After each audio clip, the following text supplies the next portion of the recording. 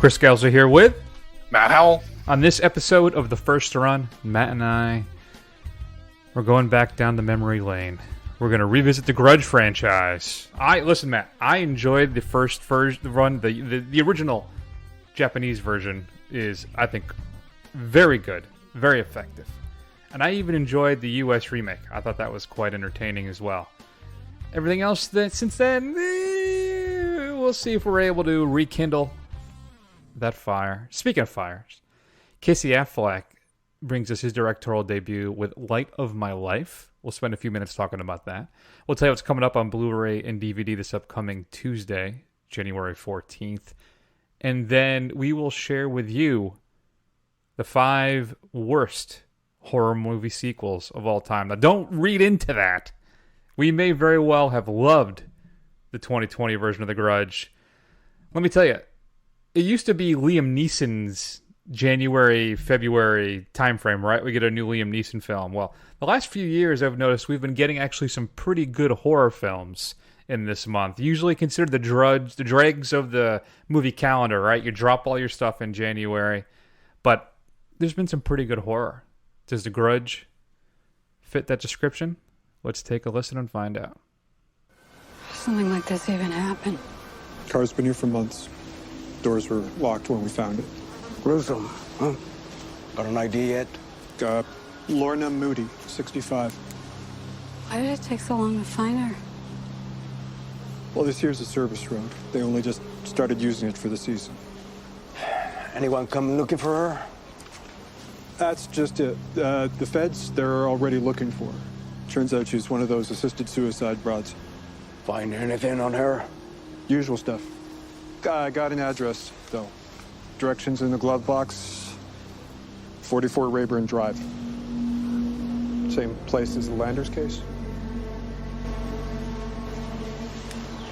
Looks like we got another one. Wow. That sounds pretty tense, Matt. I'm absolutely terrified right now. Listen to this cast. Adrian Riseborough from Mandy, which is a film we both rather enjoyed. Demian Brashear, you just heard. And one of my favorite things about The Hateful Eight is his Senior Bob. John Cho, Jackie Weaver, William Sadler, Lynn Shay. This is an exceptionally strong cast. So, Matt, as I said, there's been some great January horror of the last few years. In fact, Heather Wixon, you can find her on Twitter at HorrorChick of Daily Dead News, wrote a great little article about some of the great stuff that's been coming out over the last few years for January horror. So check that out, folks. But, Matt, The Grudge 2020. Is this a worthy sequel, and has it reinvigorated your potential, any affection you may have had for this franchise? Or is this just one more building that should be condemned and potentially burned to the ground? All right, so I remember The Grudge vaguely when... And let me say, too, before you get into it, one of my favorite things is to have you describe what the films are about for our lovely fans. When it's very difficult to do. So what is The Grudge all about? And then please share your thoughts. So The Grudge is a story of several people and families that are all tied together loosely based on their interactions with and experiences with an international or a supernatural, not international, I'm an idiot, supernatural spirit, paranormal entity. A group of international paranormal jewel thieves. Exactly. That's about all I can say about it, really, without getting into really the weeds of this thing that makes next to no sense. So, as I was saying, I remember The Grudge coming out and trying to ride the coattails of The Ring's success. And I remember not being particularly impressed by the American version. I don't think I've ever actually seen the Japanese Ju-on version. So my background with The Grudge is basically non-existent. I could not even tell you what the Sarah Michelle Gellar starring vehicle, she was in the first one, right? She was in that American first one, yeah? Yep. What that was even about, other than a creepy kid that's pasty white.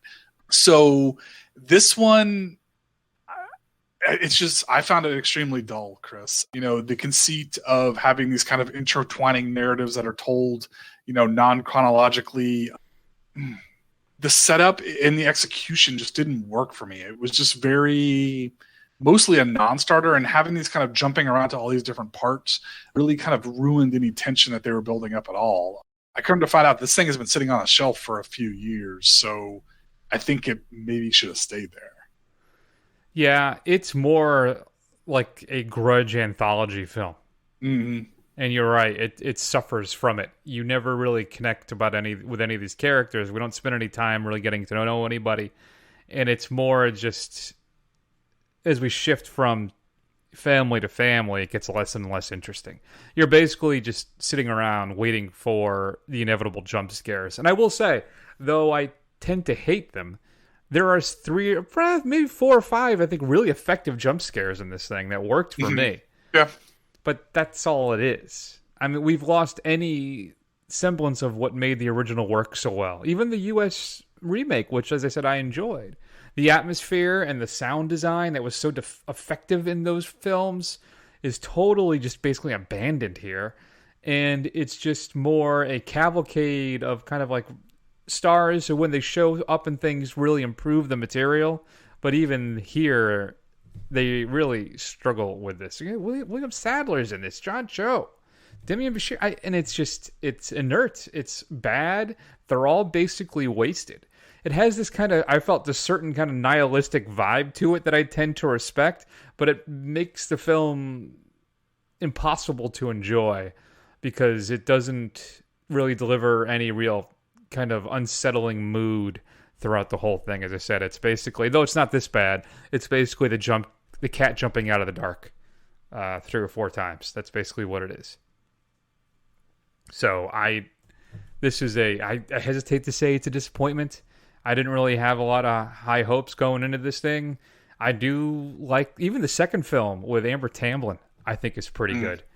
But this is no good. And I think I'm inclined to agree with you that maybe it should have stayed on the shelf or something. I mean, this Sam Raimi and Rob Tapert produced this too. You know, they're ones that brought it. Yeah, they brought the original to the shores. It was the first, U.S. version here because they were both big fans of the original. And just watching where we are now after those first couple films, that's a disappointment.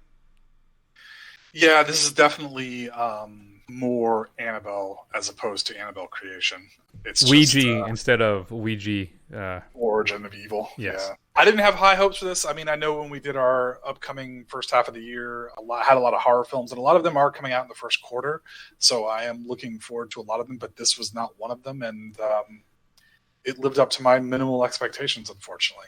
And you know what was particularly infuriating for me? Not as bad as the what was the movie we did way back in the beginning of like the early teen shows that drove me crazy about the morning show.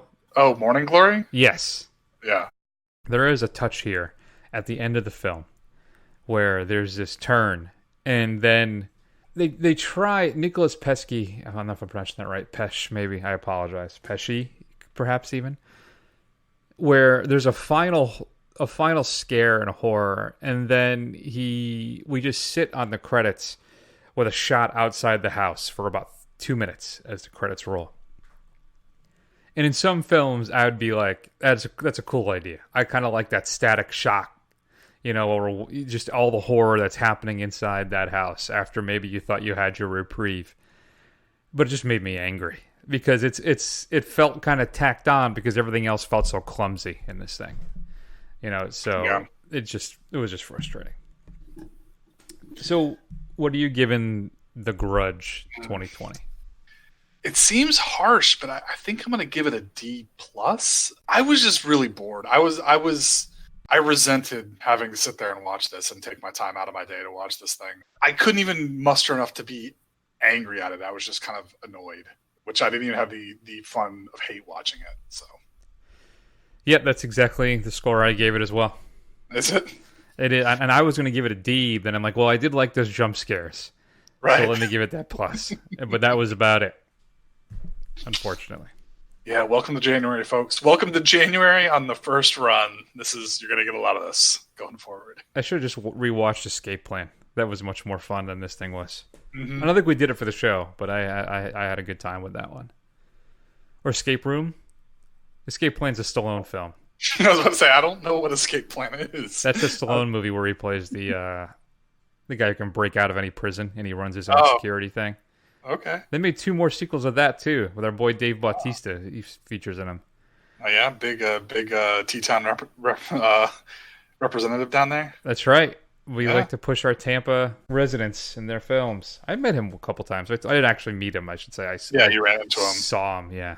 Yeah. Nice guy. Not as big as you think. No? I mean, Not he's big, tall. but he's not as tall. Yeah. Right. Yeah. So anyway, I'll give Dave Bautista an A-. But I'm going to give The Grudge a D+. It's fair. So if you had a chance to see The Grudge, I apologize. Though I really had nothing to do with it. Shoot us an email at feedback@thefirstrun.com. We'd love to hear your thoughts. Again, check out Heather Wixon's column at HorrorChick on Twitter. It's a good one. I rather enjoyed it.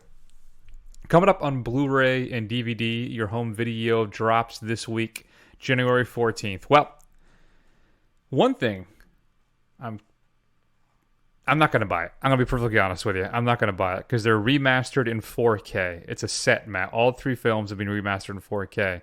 But why not just wait for the inevitable 4K release? Let's take a listen. I'm fine. My name is Serge, and how can I help you? Yeah, I'm looking for Miss Jenny Summers. It's very busy today. Maybe you give me your name? My name's Axel Foley. And what it's pertaining? I didn't understand what you said. Pertaining, what it's meaning, regarding. Oh, what's it regarding? I'm an old acquaintance of hers. Danae? One moment. Don't run and tell me, Summers, that Mr. Ahmed Foley is here to see... Axel Foley. Axel. Achwell? Axel. Foley is here to see her. These are old acquaintances. Donnie, cover this up. It's like sorry. the breast I'm real of sorry. a dog to scrub for the customer. It's not sexy, it's animal. No, it's not sexy at all. May I offer you something to drink? A wine, a cocktail, espresso?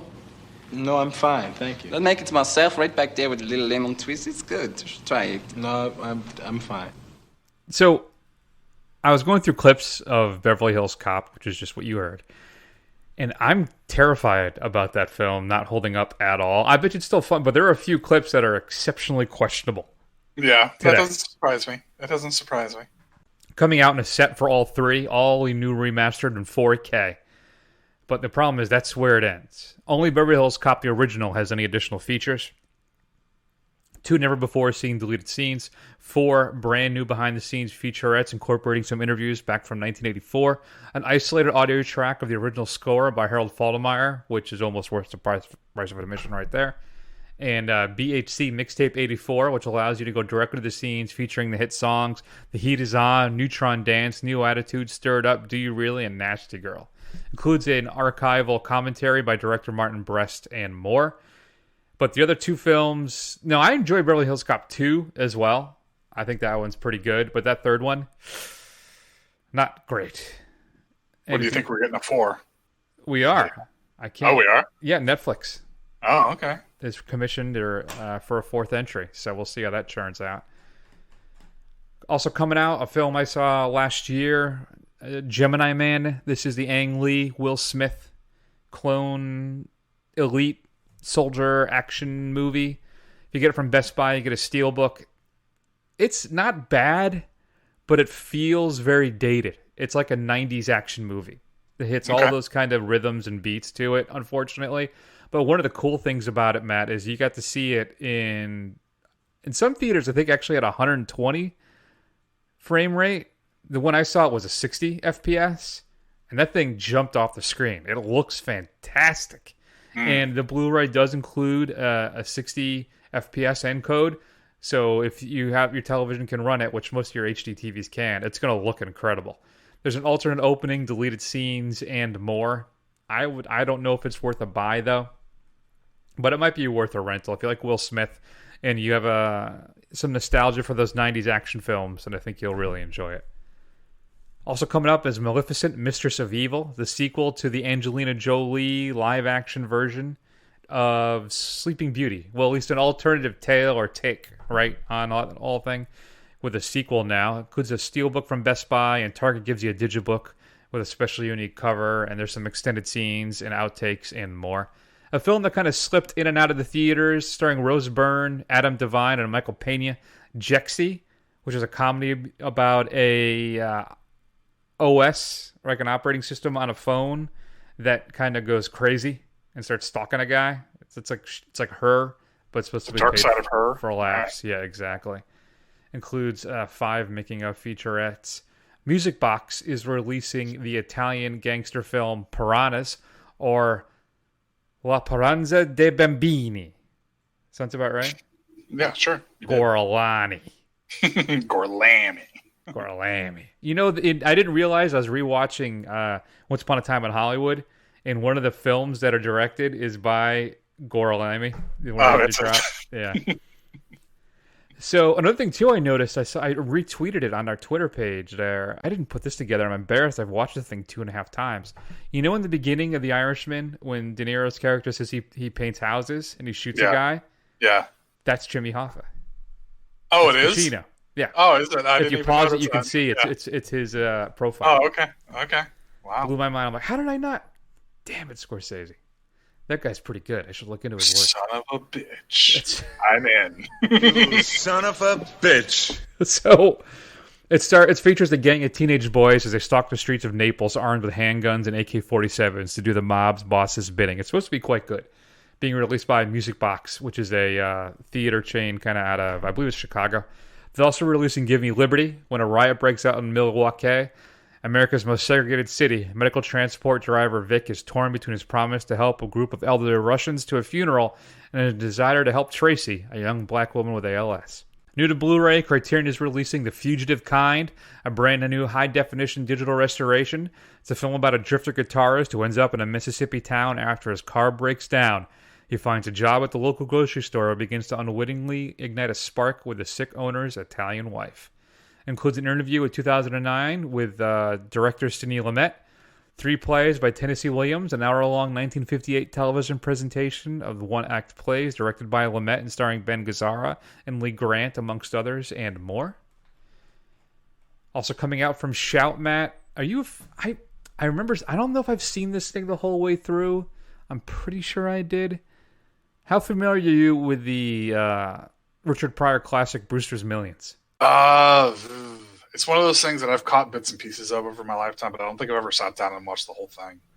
So, Shout Factory is releasing the film. If you're not familiar, Pryor plays a minor league baseball player who's given $30 million, and he has 30 days to spend it all, and if he does, he inherits $300 million.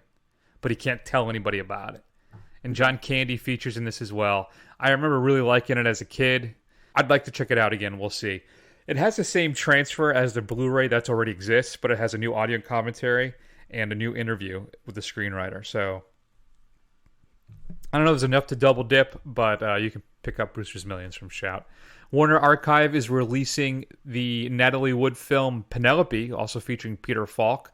It's a brand new 4K remaster from the original camera negative on that. Scorpion is releasing, supposedly, I've never seen it, but regarded as one of the worst comedies of all time, Night Patrol. A hapless police officer is transferred to the night shift even as he clandestinely pursues a career as a stand-up comedian. Features, this is quite a cast, Linda Blair, Pat Paulson, Billy Barty, Pat Morita. And then, Matt, your straight-to-DVD pick of the week is Line of Duty. I'm wondering what happened to this actor, and I'm curious for your thoughts. Frank Penny, a disgraced cop looking for a shot at redemption. When the police chief's 11-year-old daughter is abducted, Frank goes rogue to try and save her. But to find the girl, Frank will need the help of Ava Brooks, whose live streaming news channel is broadcasting Frank's every move. While the city watches, Frank and Ava race against time in this explosive action thriller. Frank Penny, Matt, is played by Aaron Eckhart. He had a good run for a while there, but I haven't really seen him in anything of any note for a long time. Right? Was it even like The Dark Knight? Was that it? What was that really bad alien invasion movie he did? I don't know. Oh, Battlefield Los Angeles? Something like, yeah. Yeah, Battle Los Angeles? Something like that. But like, I haven't really seen, is he just maybe on some like Showtime show or something that I don't watch? Or I don't know. Maybe he was on Hung for a while, right? On HBO, but not anymore. Or was that Thomas Jane? That's Thomas Jane. Okay. Well, so he's in Sully. All right, that was 2016. He's in Midway, which I did not see. Actually, I think he's one of the big stars in Midway, now that I think about it. But London Has Fallen. Oh, he plays, he's in the that series with your boy there. My boy. Gerard Butler. I know you're a big fan. I, Frankenstein. That didn't go well for him either. Battle of Los Angeles. I wonder if that's part of the issue, is he's been in some stinkers that maybe people don't think he's really bankable anymore. Did you hear about what Warner Brothers is doing? No. They have inked a deal to have an AI program help decide if a film is going to be financially successful or not. Oh my God. By measuring like stars' favorabilities in certain markets and stuff. Interesting. I'm sure that's going to work out great. I like too. I think, isn't it like almost all AIs in the end end up becoming like Nazis? Isn't there some weird thing where you give it enough time, it becomes like super fascist when they do all the programming? I don't quite understand any of that. Anyway, I've diverged a lot today. Why don't we focus back on the show, Matt, and tell us, what should we be streaming this week? So, in the spirit of remakes, I'm going to give you the option to watch back-to-back 2 classic films. The first came out in the late, 50s, mid-50s, Invasion of the Body Snatchers, a Jack Finney's short story about aliens that come down and replace people with doubles that are indistinguishable, almost indistinguishable from the original. The 50s one stars Kevin McCarthy in the main role. It's really focused on the kind of Red Scare, kind of panic of the distrusting your neighbors, somebody insidiously kind of infiltrating small town America. But also available on Amazon Prime is the 1978 remake starring Donald Sutherland, which is just as good, is also a classic in its own right. Much more about distrust of authority and everything else, and the themes of what's going on in the 70s of that time period. So interesting thing you can watch, kind of I thought would fit with the how to do a remake correct. Actually, I think the Abel Ferrara version too, from the late 80s, early 90s, is actually quite good as well. Okay. Unfortunately, Nicole Kidman, Daniel Craig one, just called Invasion, is not good. But the first 3 versions are all well worth your time. And the first and second one, though, are the top of the heap, I think, for that series. Yeah, no, it's weird, too, when you have a property that's been adapted that many times and every one of the entries is good.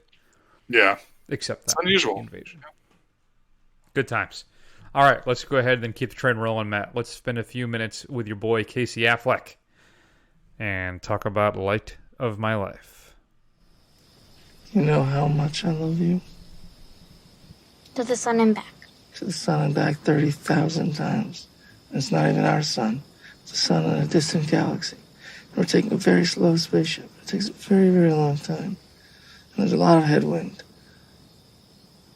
It's quite a trip. How much do you love me? Like to the top of a tree. What?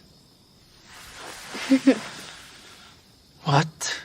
And back down. And around and up and over. And you know what's funny is that scene, Matt, runs for about 30 minutes.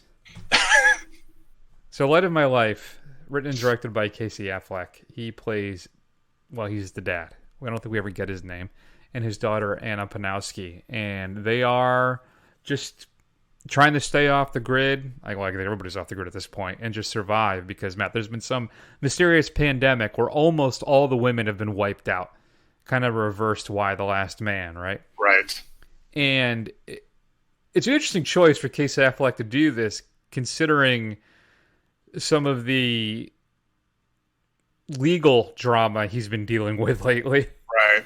Involving him trying to protect a young girl when they find out who she is and that she isn't, because he tries to pass her off as his son, where these men are trying to kidnap, harass her, and who knows what.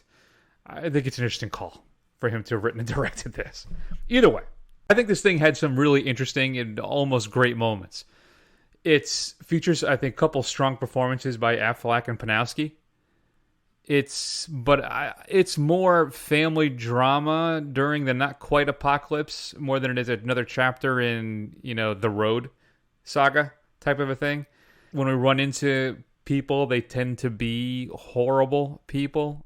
And I gotta admit, man, that's when the film really kind of leaps to life for me, is when it comes alive in those moments when Casey Affleck and they have to either run or fight back or whatever the case may be. But when we get to these long, droning moments where we're trying to kind of, these family moments where we're trying to establish some kind of emotional relevance and make us care about these characters, they're just too long.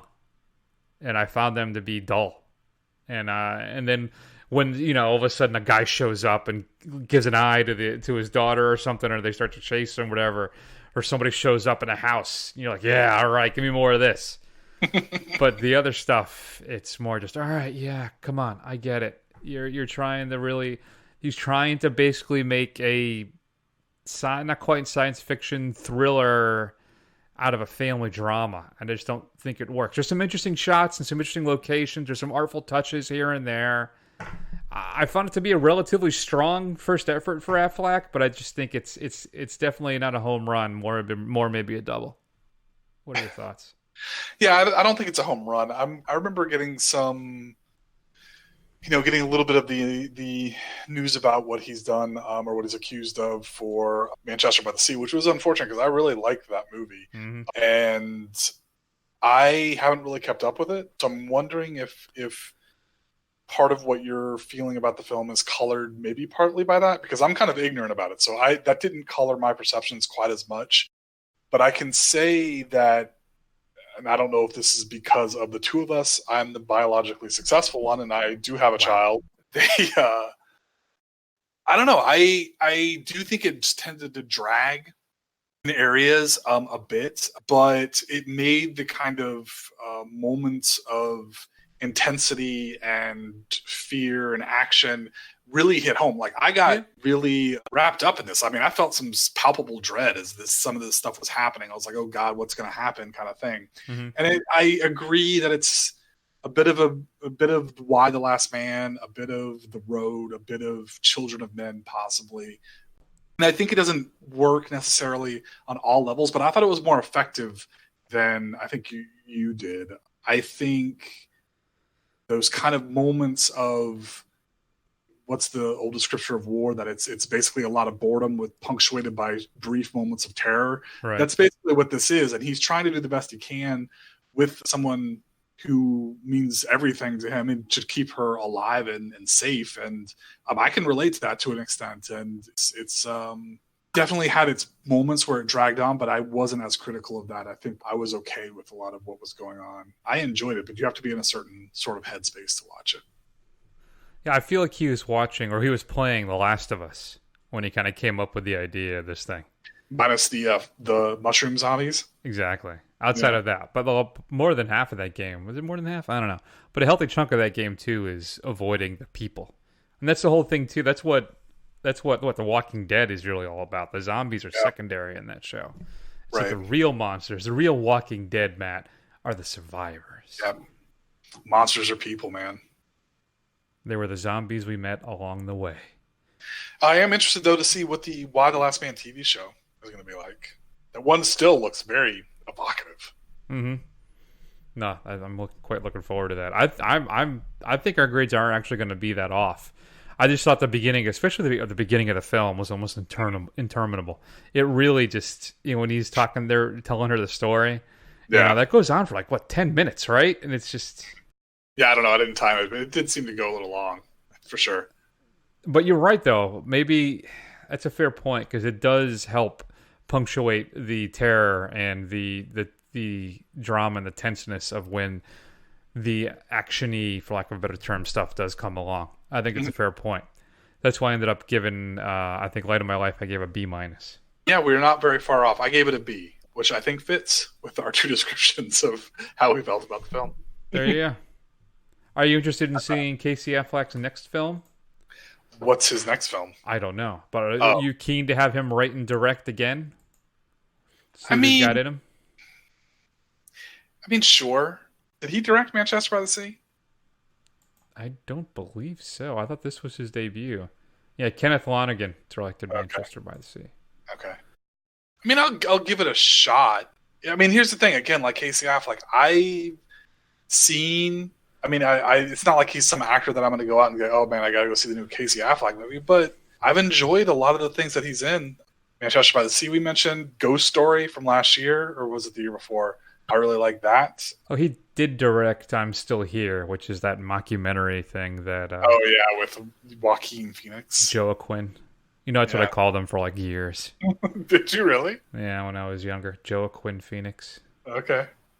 What? Interesting. Joaquin. Idiot. I don't know, man. I'll give the man the benefit of that. I'll watch it. You know, obviously, I don't know what that says about me, but I mean, I'll watch it. Well, supposedly he was an alcoholic too. I think he blames that for his misdeeds. If anything, Right. I believe he settled that kind of stuff out of court. Yeah, I mean, it's tough, man. I mean, it's tough. It's even just like I love watching Quentin Tarantino movies, but more and more it comes out he's not the nicest of people. Yeah, all the stuff he did to Uma and Kill Bill. Yeah, that's messed up, man. And I love that film. Like it's hard to watch, or even like look at Particularly Hitchcock. that scene. Yeah, when she's driving the car. I mean, think of Hitchcock, some of the best films ever, and the guy was a sociopath who tortured his leads. Or Kubrick, look at the stuff he did to his actors. Shelley Duvall was absolutely broken down. Yeah, she was terrified. But we watch those films and we celebrate them just because we didn't know what was going on at the time or didn't care. Well, I'm a horrible person. I accept that. If you had a chance to see Light of My Life, shoot us an email at feedback@thefirstrun.com. Video game-esque survival story, contemplative family drama, both. Did you like it? Let us know. Some people, when they come up with a list of the 5 worst horror movie sequels of all time, are going to be lazy. They're going to do layups. And they're going to misinterpret what a failed sequel is. You will not hear Troll 2 or Silent Night, Deadly Night 2 on my list. I don't think you'll hear them on Matt's either. I don't want to get ahead of ourselves here, but both of those films are a joy. I think, Matt, you described Silent Night, Deadly Night 2 as sublime. It is. It's awfulness. It is. They're wonderful, horrible films. And if you're able to reach that plateau, you are not considered a horrible horror sequel. So you're not going to hear those on our list. But stay tuned to hear the ones that did make the list. And that's awfully sweet, but I feel like I'm gonna toss. She's been feeling a little queasy. Hey, no need to explain. Your comfort is my concern. Ladies and gentlemen, put your hands together for Mr. Stephen Ryan Parker, who has 3 names, so he must be from Boston. Apparently, he's here researching a book with his girlfriend. The book's title is... The Blair Witch, History or Hysteria? Hysteria or history. Why is it you guys can't get on the same page about the witch anyway? We've always been misunderstood. We embrace nature, not evil. Thank you, Erica. Not only a hottie, but a real witch. Blessed be. Oh, Wiccan. Wicked good. Man, I love me Jeffrey Donovan. And that's all I'm going to say about that clip from Book of Shadows, Blair Witch 2. Mm-hmm. All right, Matt. Why don't you start everything off? What is the 5th worst horror movie sequel? Okay, and there's so many. There are so many out there. So my number 5 is Scream 3. Now, Scream, when it came out, was, a send-up of slasher genre. What do they call it? The kids call it meta. It was a fun Wes Craven film. I enjoyed Scream thoroughly. Scream 2 obviously kind of goes back to the well, but they kind of had to do it. And for the most part, enjoyed that. Scream 3, it just got to the point where it was a parody of itself, and it was just kind of bored. All the things it was trying to send up in the first 2, it basically just became. And it just lived long enough to become the villain, really. I remember really liking the soundtrack to Scream 2. But I haven't watched any of those films, I think, since they came out. Really? And I can't stand the Scary Movie franchise. Oh, yeah. Because it doesn't get it. Yeah. No. The first Scream actually still holds up. It's still pretty fun. I have to check that out. I haven't watched it. Maybe the next Halloween. There you go. All right. My number 5 then. All right. Let's be perfectly honest here. Halloween H2O is not great. It's good, It's entertaining. It's the return of Jamie Lee Curtis, which totally gets wiped out by the retcon that we just did as well. But bringing her back was a nice move. It's got a couple great moments in it. It's a fun little Halloween movie. It's followed up again. Jamie Lee Curtis returns for a small part, if I remember correctly, and Halloween Resurrection, my 5th entry on this list, number 5. This one features some truly forgettable characters, some absolutely just bland people that exist simply to die, and that's what they do. And at no point you just do not care. They set up what is it now? They go to the Myers house to set up an internet horror show. Mike returns home and starts taking people out one by one. Busta Rhymes is in this, if I remember correctly, and it is just a disaster. It is almost unwatchable. So, now I could include almost every other Halloween sequel in this list as well. I don't really care for any of them. Mm-hmm. In fact, I particularly hate Halloween 2, Rob Zombie's film, because that film is just simply cruel. Those characters exist just to suffer. And he mines the Myers family history to create some cheap attempt to build a backstory and sympathy, maybe? I don't know. And that just totally falls flat. There's only one truly great Halloween sequel. And that is 3, Season of the Witch. Season of the Witch, yeah. What's the little song? Okay, but sorry? What's the little song again? Oh, the Happy Happy Halloween one? Yeah. It's London Bridge is Falling Down. Oh, okay. But Happy Happy Halloween. I don't have it prepped for you folks. Sorry. Happy Happy Halloween. Silver Shamrock. So you'll just have to listen to our off-key rendition of it. That's right. Mm-hmm. All right. Well, speaking of characters that exist only to suffer, my number 4 is the 3rd entry in the trilogy that nobody asked for, Human Centipede 3, Final Sequence. Now, You've Human seen Centipede, this? Huh? Yeah. I had to see what all of the fuss was about. So we reviewed the first Human Centipede for the show just because we had heard about it, and it just sounded absolutely ridiculous. And it's not good, and I haven't watched it since, but I guess it had its own world. And then Human Centipede 2 is terrible, but it exists to shock. Whereas this, I don't even know why it exists. It is just, I don't even know how to describe it. I hated everything about this, and I would not recommend anybody watching it. I just want to give me a visceral reaction that the filmmaker had something seriously wrong with him while he was making this film. It's just everything about the Human Centipede, the first 2 just jacked up to 11, to the point where it almost numbs you while you're watching it. I have not seen it. And part of me, I just have no interest in seeing. I think I saw the second one. That's the black and white one with the guy who actually tries to recreate stuff because he. Yeah, right. And there's some activities with barbed wire and such. But how does the one thing I never understood is that the guy dies in the first one, but he comes back for the third one, right? Am I accurate about that? Yeah. All right. Well, I don't want to ruin it for me in case I. I don't want to spoil it, guys. Yeah. We would hate to do that. Mm-hmm. All right. So then my number 4, I'm just going to say one line. And it's Sharks Don't Hold Grudges. It is Jaws 4, The Revenge. And the shark follows Brody's wife down to, where is it, the Caribbean? I can't even remember where it is now. Yeah. Michael Caine shows up because at this point he was just taking roles because of where they were being filmed. Yeah. So he's in this thing because he gets to go on vacation. And it is atrocious. I mean, it is really, really bad. And there's really not much more to say. Jaws 4, The Revenge is just a disaster. Yeah, it is my number 3. It is absolutely it is embarrassing. I will just put it this way. This is a legit Michael Caine quote when asked about the film. I've never seen it, but I've heard that it's terrible. However, I have seen the house that it built me, and that is beautiful. Good times. Mm-hmm.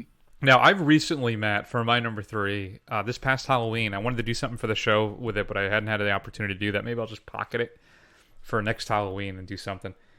I have never really seen, outside of the first one, which I've only seen once, any of the Child's Play movies. Okay, any of the Chucky films. And this past Halloween, I watched them all. Yes. All right.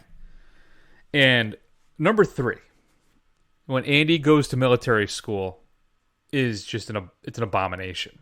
The problem is, not only is the script horrible, and there's no scares, and it doesn't really make a lot of sense, it is boring.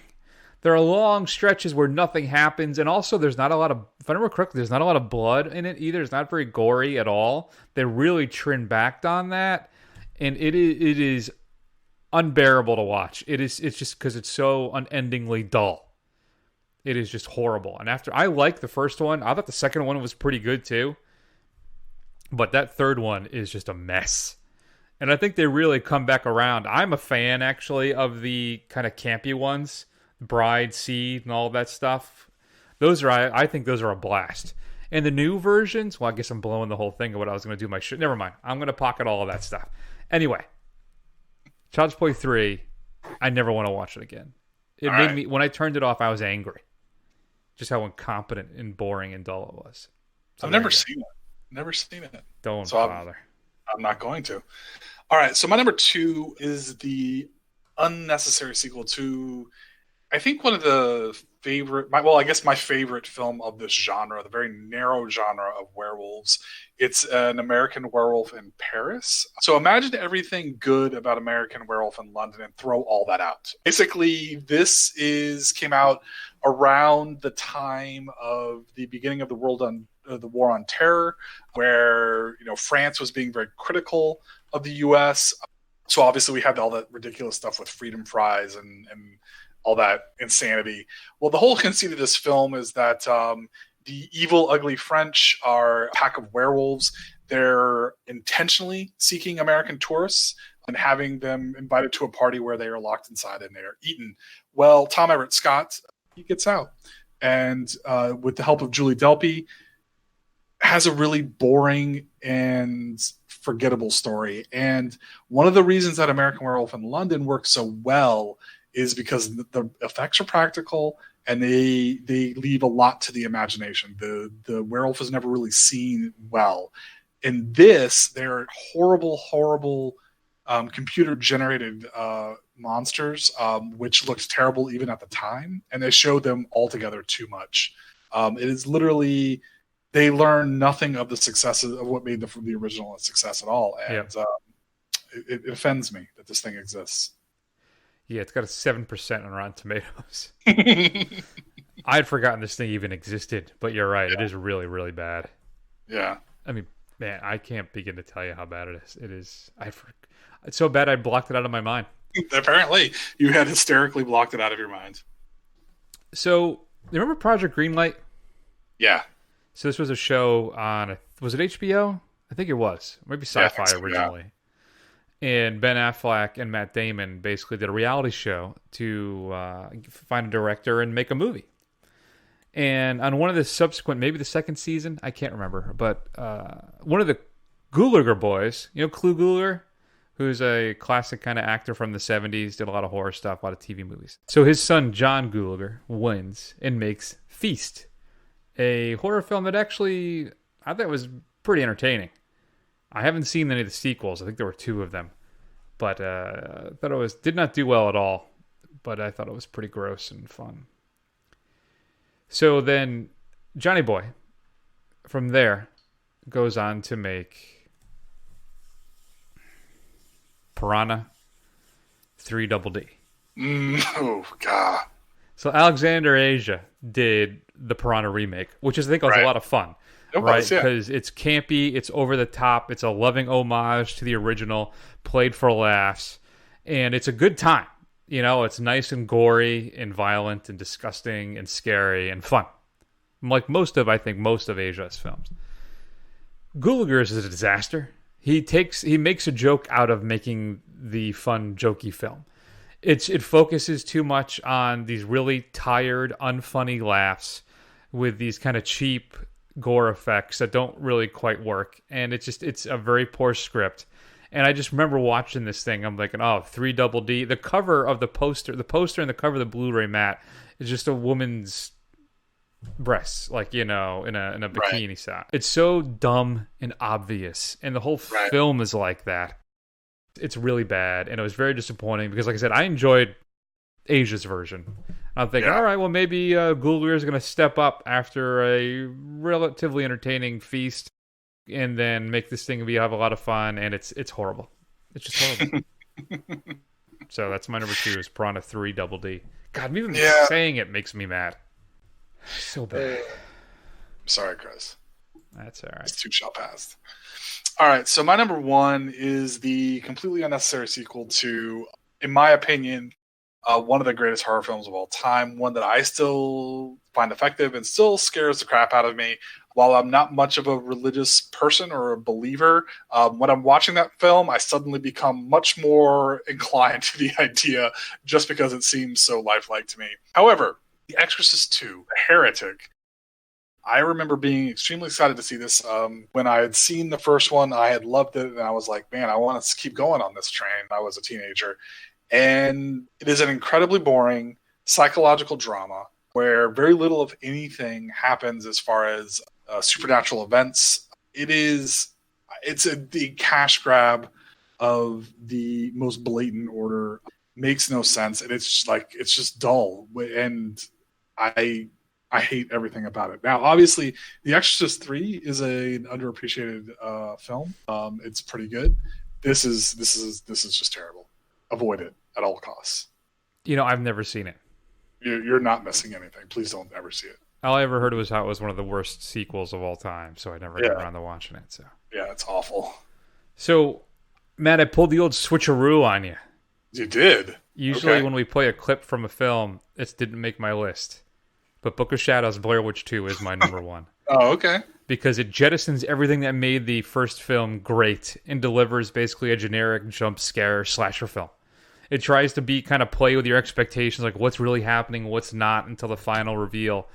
But everything that was fascinating and great and terrifying about that first film, instead, here's a generic horror film. Enjoy. Right. And it cuts itself off at its knees, and it's a disaster. It's boring and it's dull. I think that's my big problem with all these films, right? Is I've said that I think 3 or 4 times now. But you capture lightning in a bottle with that first film, and then you turn around and make just cookie cutter horror film. It was just such a disappointment, and I just never recovered. Though I got to admit, I think I enjoyed that new one that just came out a few weeks. Adam Wingard did about 2-3 years ago. Yeah, I think I rather enjoyed that. I had some issues with that one, but still, it was pretty good. Yeah. So I still have John Gulager's Wikipedia page up here, and he was a cinematographer on the video short Porn Star Pets. I don't know what that is. Oh, me neither. I'm not going to Google it either. And neither am I. But Book of Shadows, Blair Witch 2. That's my number 1. I just can't imagine. I remember watching. I was running a movie theater at the time, and we didn't know if we were going to get Blair Witch or not. There was just all this buzz. There were people saying, like, I heard this was actually real. This was true. Right. All that stuff had happened. Because it was, the 90s? People are still really dumb. Still infancy of the internet. Nobody had really done these kind of guerrilla marketing campaigns before. Exactly. And we ended up finding out we're getting it. And then 2 days later, we get it. And so it's the night before it comes out. It's Thursday night. So everybody who works at the theater, we do a midnight showing. We close up the theater, and everybody comes, and we all watch it. And there was one of the worst thunderstorms in Torrington that they had in a recent memory. So we're dealing with that. And afterwards, Matt, we were shaken. Like, people were scared to walk to their cars. I mean, this thing just rattled you to the bone at the time. And just horrible. Absolutely horrible, that second film. All right. Sorry, go ahead. No, that was just reiterating what you said, my friend. So, do you have any honorable mentions? Yeah, like I said, there's so many. You could sit there and do this all day with the bad horror film sequels. Ring 2, I still know what you did last summer. Howling 2 and 3. any Saw sequel. There are like 4 or 5 other. There's like a Howling 4 and 5, I think, as well. Oh, is there? Okay, I have not. I didn't see those. Howling 3 is weird because it's so bad that I kind of like it. It's so cheaply done and lazy, and it makes no sense. And it's just there's the werewolf nuns that kind of look more like lions or the Pink Panther type. I don't know. It's just weird. It's very weird. Sorry, go ahead, continue. The entire Saw franchise, even possibly the first one, and any of the Hostel sequels are also terrible. I don't know, that second one. There's something about that second one I like. I don't know if it has a weird kind of female empowerment angle that I kind of got a kick out of. But yeah, the third one, which I think is like in Vegas or something. Okay, that one's really bad. That was a straight to video one. Yeah. So yeah, I also had the Saw films, but particularly Saw 2, and then Friday the 13th 7, where Jason Takes Manhattan.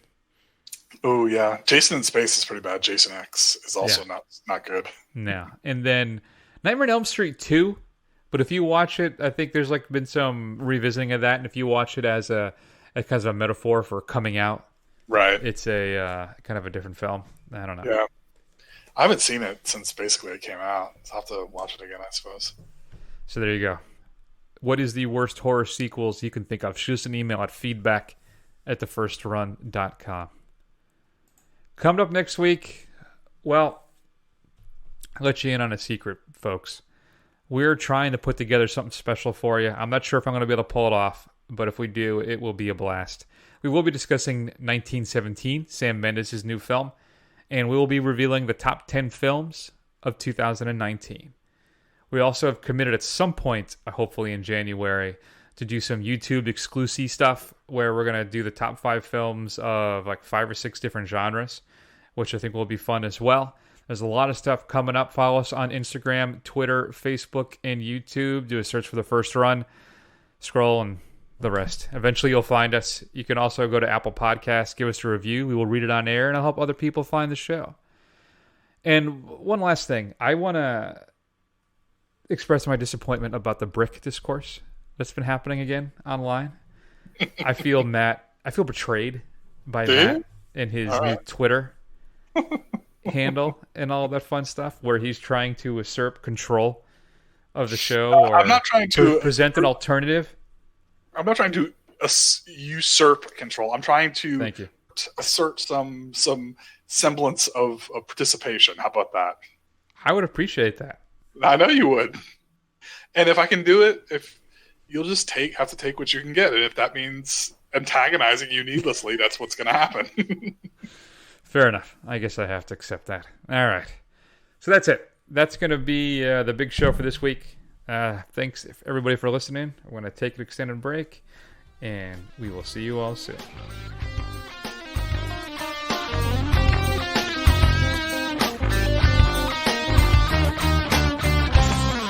Garbage